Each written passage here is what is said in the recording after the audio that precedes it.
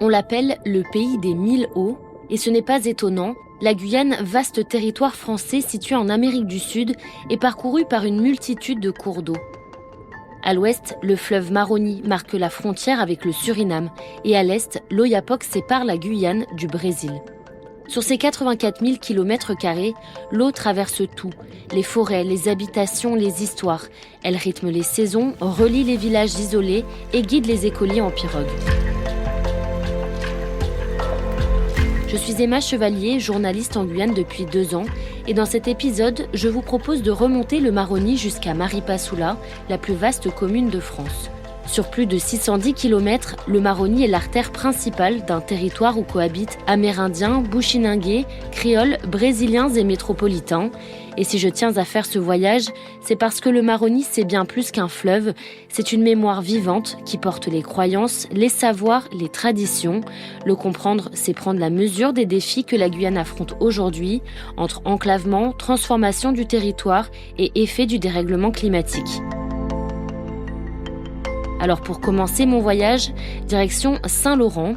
Bienvenue dans la Guyane au fil du Maroni, un épisode du podcast L'eau, notre bien commun.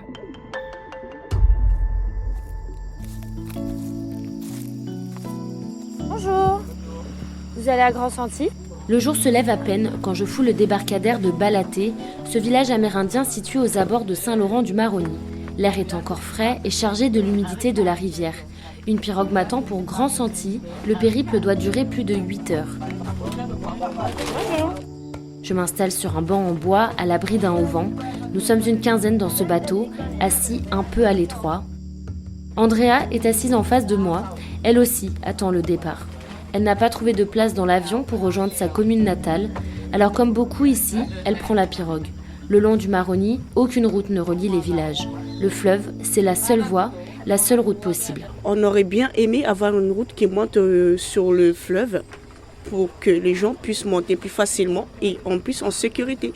Parce qu'avec la pirogue, on ne peut pas dire qu'on est vraiment en sécurité parce qu'il y a des sauts. Le trajet aussi est long. Donc du coup, en voiture, c'est plus pratique et plus rapide.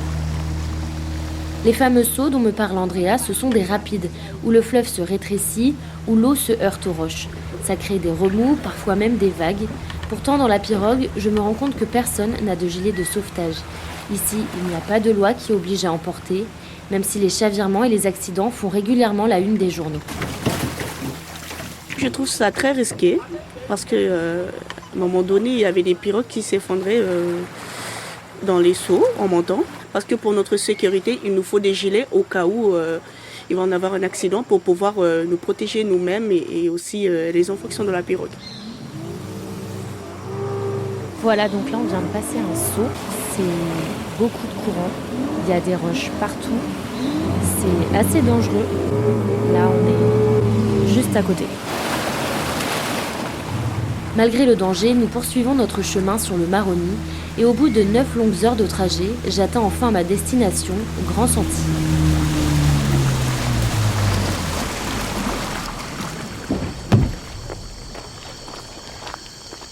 Vous savez, parfois, il peut y avoir beaucoup de projets. Mais si les gens ne suivent pas... La voix que vous entendez, c'est celle du maire, Félix Dada. Je grimpe à bord de son pick-up noir pour partir à la découverte de la commune. On est exactement entre Grand-Senti et Garachiton, mais le terrain se trouve plus sur Garachiton. Garachiton qui est un quartier du coup. Voilà, de Grand-Senti, où il y a pratiquement 1600 voire 2000 personnes. C'est l'ancienne municipalité qui avait l'idée de créer un site touristique ici. Et bien nous, quand on arrive en 2020, on a poursuivi les travaux. Nous faisons un stop au bord du fleuve où quelques enfants s'amusent dans l'eau. Sur un site aménagé, un carbet offre aux voyageurs de passage un endroit pour étendre leur hamac. Pour Félix Dada, c'est une fierté de voir le Maroni ainsi mis en valeur. Mais une ombre vient ternir le tableau, les déchets plastiques qui jonchent le bord du fleuve. Vous savez, nos grands-parents ne jetaient rien comme ça dans le Maroni. Eux, ils savaient c'est des restes de repas, des trucs comme ça qui jetaient dans le Maroni. Mais tout le reste, nous, on avait ce qu'on appelle le dico. Les dicos, si tu veux, c'est une sorte de bac, une sorte de compost qui était juste derrière chaque maison. Ils mettaient par exemple tout ce qui est plastique à côté, bouteilles à côté d'ailleurs, ils gardaient les bouteilles pour le remplir après. C'était le recyclage avant l'heure. Voilà, et c'était ça en fait. Donc nous, on n'avait pas connu ça. Et aussi, nous, on avait le potager derrière chaque maison où on avait le piment, on avait des trucs pour faire à manger. On avait notre mode d'habiter, hein. On avait la façon de vivre ici sur le Haut-Maroni. Et depuis, ben voilà. C'est quoi qui s'est perdu? Notre culture déjà et notre façon de voir la vie. Parce que regarde, pourquoi avant il n'y avait pas beaucoup de plastique par terre et il n'y avait pas de poubelles, il n'y avait pas de collecte d'ordures ménagères. On savait faire, maintenant il y a des ordures ménagères, on ne sait plus faire. À un moment donné, il y a un problème. Je pense qu'il y a un problème à ce niveau-là. Mais c'est pour ça que c'est bien qu'il y ait des associations qui reprennent les choses à la source, qui expliquent le comment et le pourquoi. Des communes comme Grand-Santi doivent composer avec l'augmentation de la population, l'attrait touristique et la préservation de leur environnement. À quelques heures en amont, une autre localité mise elle aussi sur la beauté de ses paysages. Il s'agit de Papaichton. Pour m'y rendre, j'embarque dans une pirogue de fret serrée entre des fûts de pétrole, des bouteilles de gaz et d'autres sacs de nourriture. On a combien de temps de pirogue là? C'est 4 heures de pirogue? 3 heures, 4 heures. Ok. En chemin, je laisse mon regard se perdre sur le fleuve. La saison sèche a commencé, le niveau de l'eau baisse déjà, laissant apparaître des roches qui bientôt rendront les passages des embarcations plus périlleux. En arrivant à Papaichton, je vois le drapeau français flotter à l'entrée du village, devant une place qui attire mon regard. Sur le sol, des formes symétriques aux couleurs rouge, jaune, verte et bleue. Ce sont des motifs tembé, un art qui transmet la mémoire et la spiritualité bushinangé. Bonjour. Enchantée, Emma. Donden Pinson. Bon, ben merci. Je rencontre Donden Pinson, originaire de Papaichton. Cela fait 5 ans qu'il s'engage auprès de la mairie pour dynamiser le tourisme local. Dans une salle d'exposition au bord du Maroni, il me fait découvrir la richesse de la culture bushinangé à travers des peintures, textes et objets.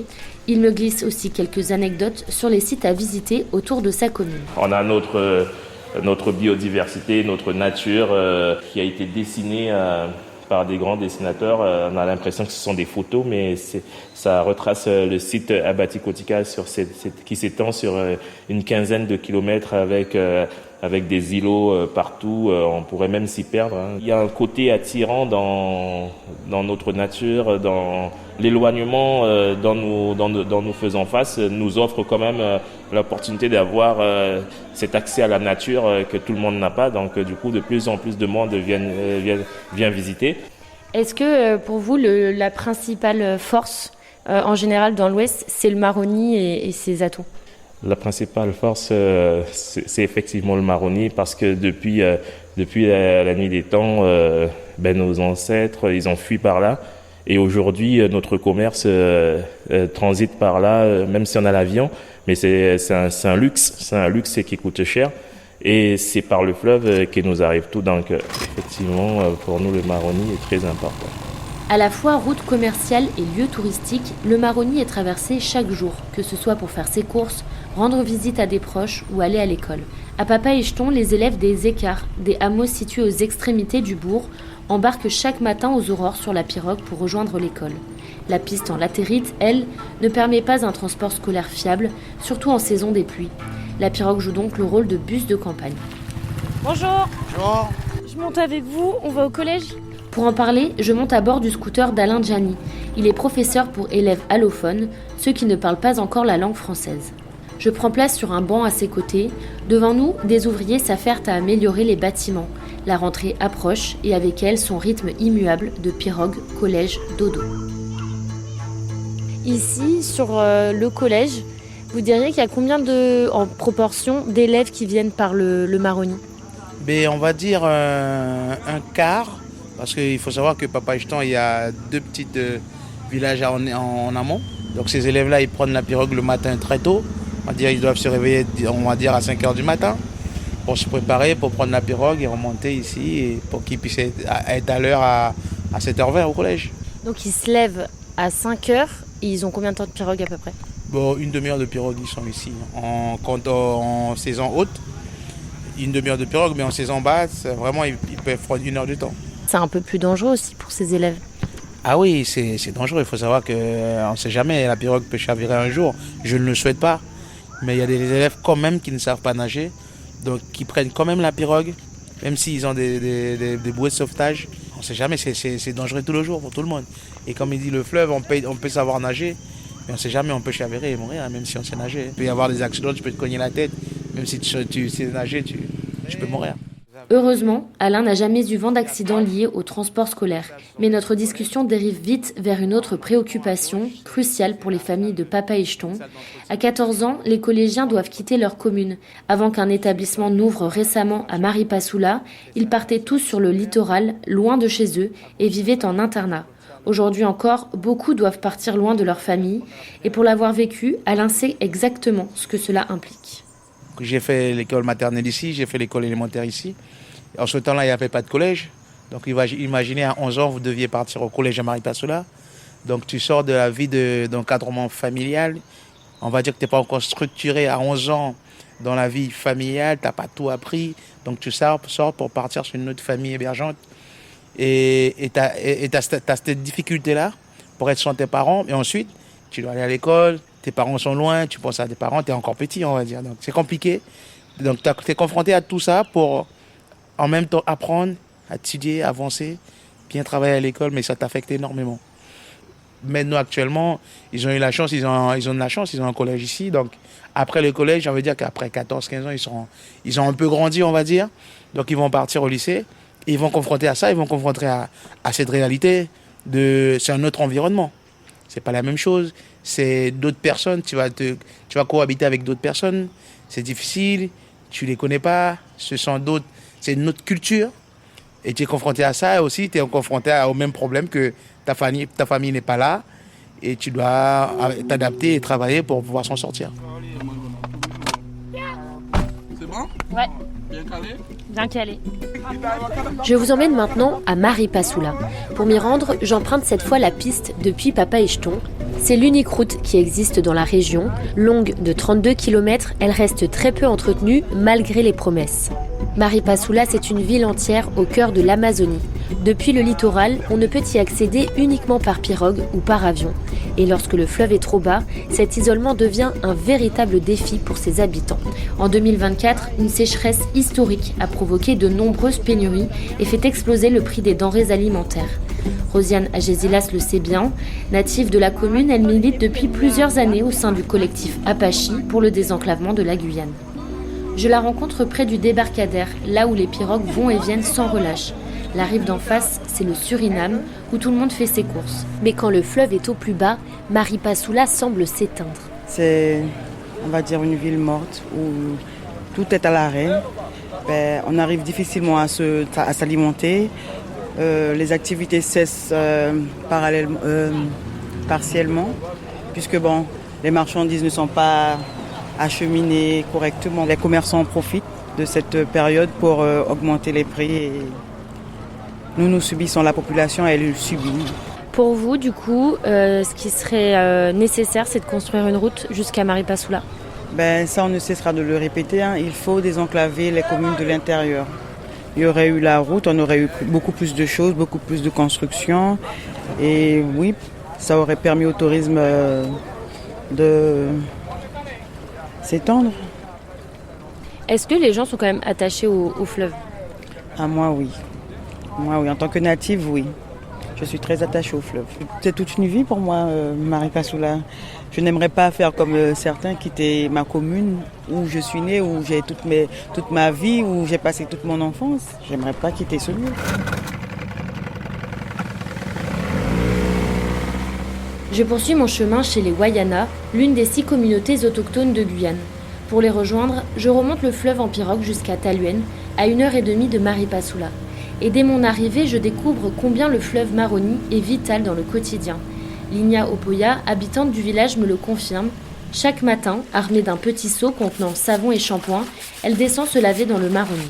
La rivière, c'est notre douche, quoi. C'est notre douche et c'est nos besoins.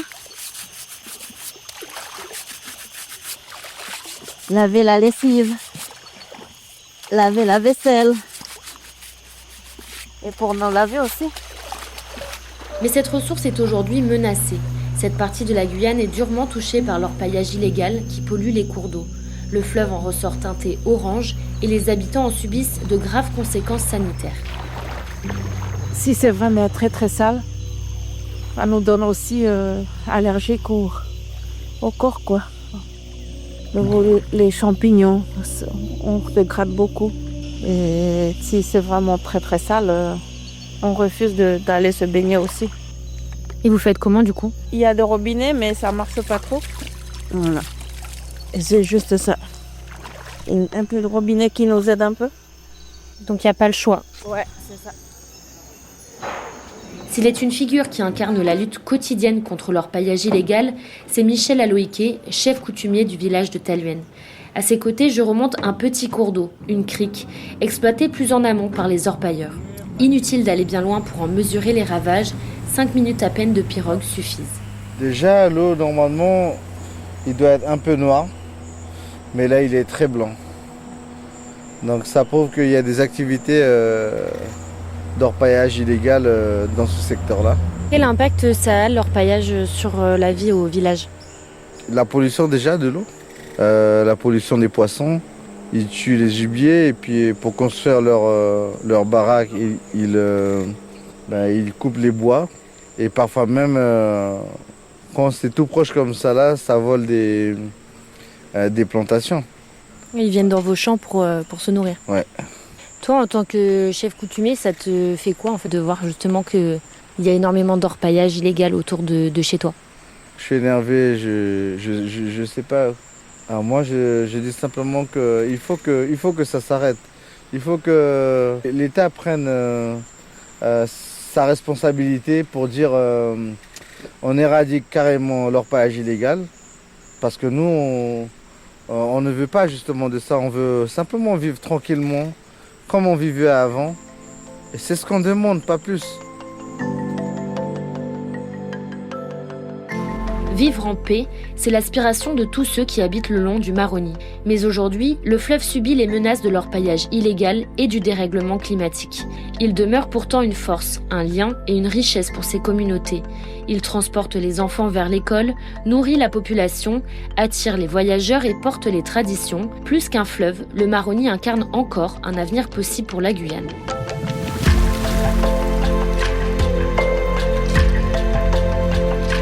Je suis Emma Chevalier et vous venez d'écouter La Guyane au fil du Maroni, un épisode du podcast L'eau, notre bien commun pour Outre-mer la première. Coécrit par Emma Chevalier et Léa Coulard et produit par Natif. La musique est composée par Damien Talavera et la direction éditoriale est de Fabrice Auchard et Célia Cléry.